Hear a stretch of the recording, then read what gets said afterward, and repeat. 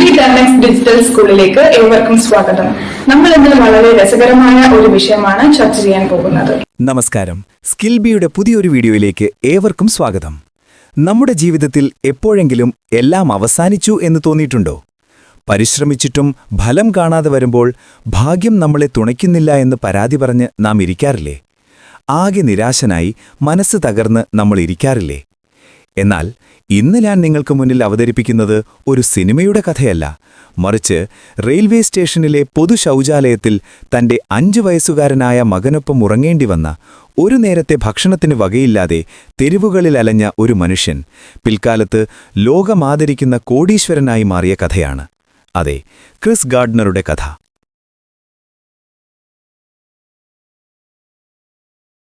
നമ്മളിന്ന് സംസാരിക്കാൻ പോകുന്നത് ഒരു അവിശ്വസനീയമായ ജീവിതകഥയെക്കുറിച്ചാണ്.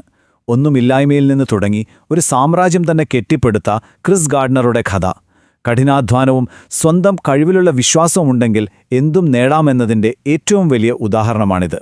ഈയൊരു ചോദ്യം ഒരുപക്ഷെ നമ്മുടെയെല്ലാം മനസ്സിൽ എപ്പോഴെങ്കിലും വന്നിട്ടുണ്ടാകും, അല്ലേ? ശരിക്കും ഇത് സാധ്യമാണോ?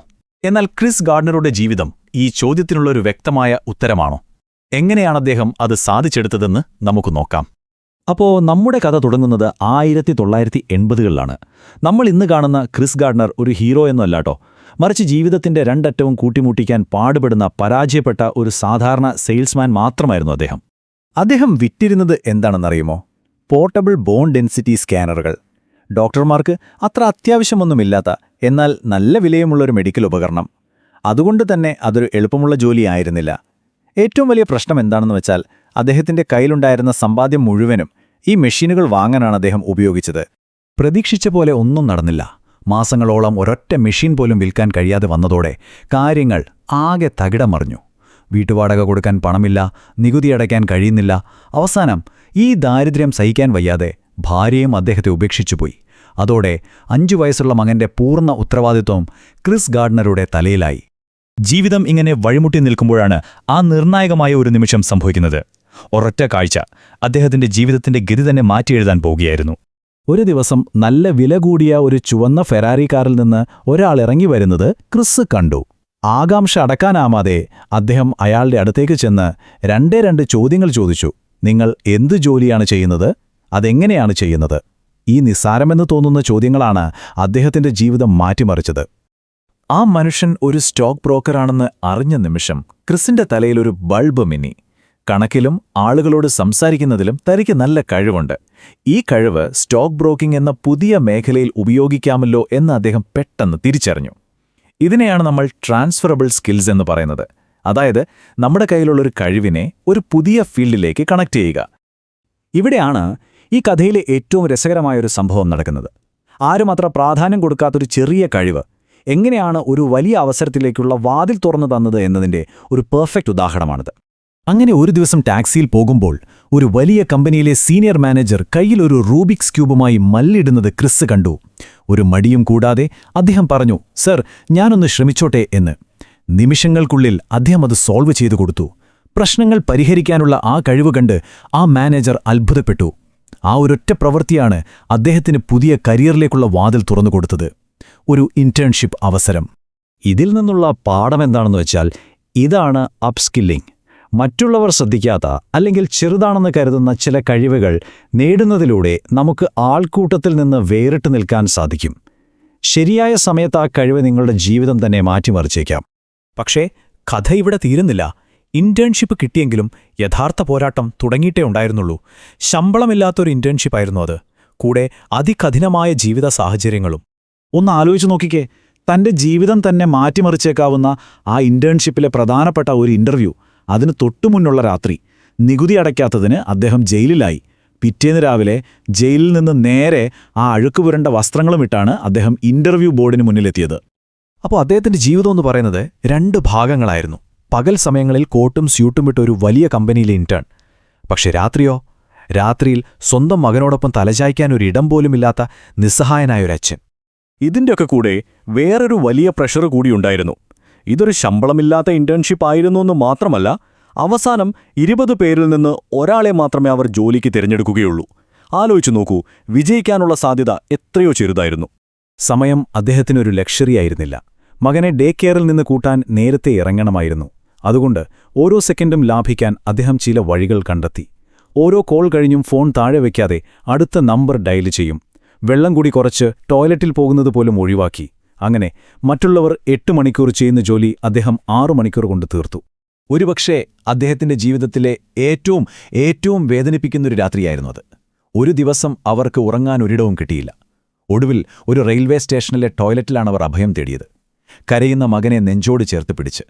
ആരെങ്കിലും വാതിലിൽ മുട്ടുമോ എന്ന് ഭയന്ന് ആ തറയിൽ ആ അച്ഛൻ ആ രാത്രി തള്ളി നീക്കി. പക്ഷേ നമ്മൾ പറയുന്ന പോലെ എല്ലാ ഇരുണ്ട രാത്രികൾക്കും ശേഷം ഒരു പ്രഭാതമുണ്ടാകും. എല്ലാ പോരാട്ടങ്ങൾക്കും ഒരവസാനമുണ്ട്. അങ്ങനെ ഇന്റേൺഷിപ്പിന്റെ അവസാന ദിവസം വന്നെത്തി. അദ്ദേഹത്തിന്റെ ഭാവി നിർണയിക്കാൻ പോകുന്ന ആ നിമിഷം. അവസാനത്തെ ഇന്റർവ്യൂവിന് അദ്ദേഹം ഒരു പുതിയ ഷർട്ട് ധരിച്ചാണ് പോയത്. ബോർഡിലുള്ളവർ അതിനെപ്പറ്റി ചോദിച്ചപ്പോൾ അത്രയും കഷ്ടപ്പാടിനിടയിലും പുഞ്ചിരിച്ചുകൊണ്ട് അദ്ദേഹം നൽകിയ മറുപടി ഇതായിരുന്നു. അതിനുള്ള മറുപടി, ആ മറുപടിയാണ് അദ്ദേഹത്തിന്റെ ജീവിതം മാറ്റിമറിച്ചത്. മാനേജർ പറഞ്ഞു, ആ ഷർട്ട് നാളെയും ഇട്ടോളൂ, കാരണം നാളെയാണ് നിന്റെ ജോലിയുടെ ആദ്യ ദിവസം. ആ നിമിഷം അദ്ദേഹത്തിന്റെ എല്ലാ കഷ്ടപ്പാടുകളും അവസാനിക്കുകയായിരുന്നു. ആ ജോലി അദ്ദേഹത്തിന് ലഭിച്ചിരിക്കുന്നു.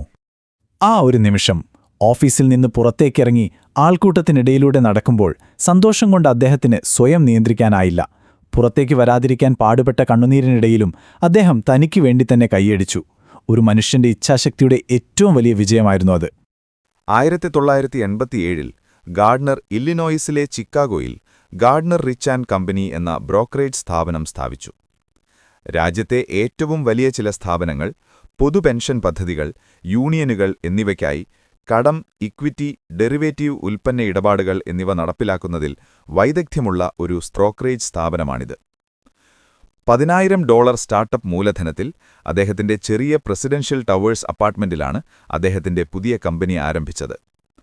2006 ഗാർഡ്നർ റിച്ചിലെ തന്റെ ചെറിയ ഓഹരി ശതകോടിക്കണക്കിന് ഡോളറിന് വിറ്റതിനുശേഷം ന്യൂയോർക്ക്, ചിക്കാഗോ, സാൻ ഫ്രാൻസിസ്കോ എന്നിവിടങ്ങളിൽ ഓഫീസുകളുള്ള ക്രിസ്റ്റഫർ ഗാർഡ്നർ ഇന്റർനാഷണൽ ഹോൾഡിംഗ്സിന്റെ സിഇഒയും സ്ഥാപകനുമായി.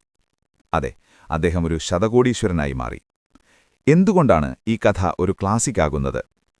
ഈ ജീവിതം നമുക്ക് നൽകുന്ന പാഠങ്ങൾ 3 പ്രധാന കാര്യങ്ങളിൽ അധിഷ്ഠിതമാണ്. കഠിനാധ്വാനം, ഹാർഡ് വർക്ക്. വെറുതെ പണിയെടുക്കുക എന്നതല്ല, മറിച്ച് മറ്റുള്ളവർ വിശ്രമിക്കുമ്പോൾ പോലും തന്റെ ലക്ഷ്യത്തിനായി ഓരോ സെക്കൻഡും ഉപയോഗിക്കുക എന്നതാണ് വിജയം.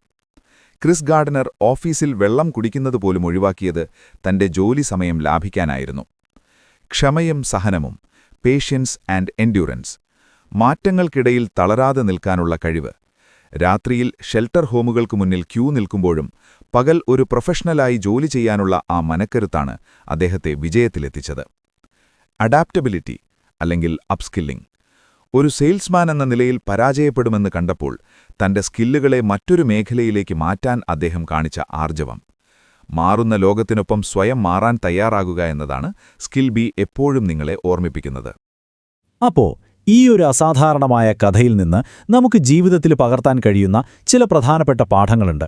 എന്തൊക്കെയാണെന്ന് നമുക്കൊന്ന് നോക്കാം. അദ്ദേഹത്തിന്റെ വിജയത്തിന് പ്രധാനമായും 4 തൂണുകളുണ്ട്. ഒന്നാമത്തേത്, എപ്പോഴും പുതിയ കാര്യങ്ങൾ പഠിക്കാനുള്ള മനസ്സ്.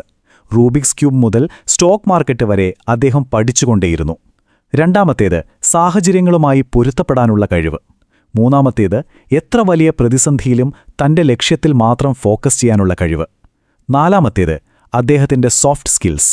ആത്മവിശ്വാസത്തോടെ സംസാരിച്ച് ആളുകളെ കയ്യിലെടുക്കാനുള്ള കഴിവ്. അവസാനിപ്പിക്കുന്നതിനു മുൻപ് ക്രിസ് ഗാർഡ്നർ തന്നെ പറഞ്ഞൊരു കാര്യം ഓർമ്മിപ്പിക്കട്ടെ. നിങ്ങൾക്കൊരു കാര്യം ചെയ്യാൻ കഴിയില്ലെന്ന് മറ്റുള്ളവർ പറഞ്ഞേക്കാം, പക്ഷേ നിങ്ങൾക്കതിൽ വിശ്വാസമുണ്ടെങ്കിൽ നിങ്ങൾ അത് ചെയ്യുക തന്നെ വേണം. നിങ്ങളുടെ കഴിവിൽ നിങ്ങൾക്ക് പൂർണ്ണ വിശ്വാസമുണ്ടെങ്കിൽ മറ്റാരുടെ വാക്കിനും നിങ്ങളെ തടയാനാവില്ല.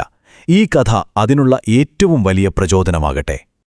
ഈ യാത്രയിൽ skill B 10x digital school എപ്പോഴും നിങ്ങളോടൊപ്പമുണ്ടാകും. ഈ വീഡിയോ നിങ്ങൾക്ക് ഉപകാരപ്പെട്ടുവെങ്കിൽ ജീവിതത്തിൽ എന്തെങ്കിലും നേടണം എന്നാഗ്രഹിക്കുന്ന നിങ്ങളുടെ ഒരു സുഹൃത്തിനെങ്കിലും ഇത് ഷെയർ ചെയ്യുക. നിങ്ങളുടെ ഒരു ഷെയർ ഒരുപക്ഷെ അവരുടെ ജീവിതം തന്നെ മാറ്റിയേക്കാം. പുതിയ സ്കില്ലുകൾ പഠിക്കാനും മേക്ക് മണി ഓൺലൈൻ എന്ന ലക്ഷ്യത്തിലേക്ക് 10 മടങ്ങ് വേഗത്തിൽ കുതിക്കാനും മറക്കാതെ ഈ ചാനൽ ലൈക്ക് ചെയ്യൂ, ഷെയർ ചെയ്യൂ, സബ്സ്ക്രൈബ് ചെയ്യൂ. ഓർക്കുക, ഇന്ന് നിങ്ങൾ വിതയ്ക്കുന്ന സ്കില്ലുകളാണ് നാളെ നിങ്ങളുടെ ജീവിതത്തെ സമ്പന്നമാക്കുന്നത്.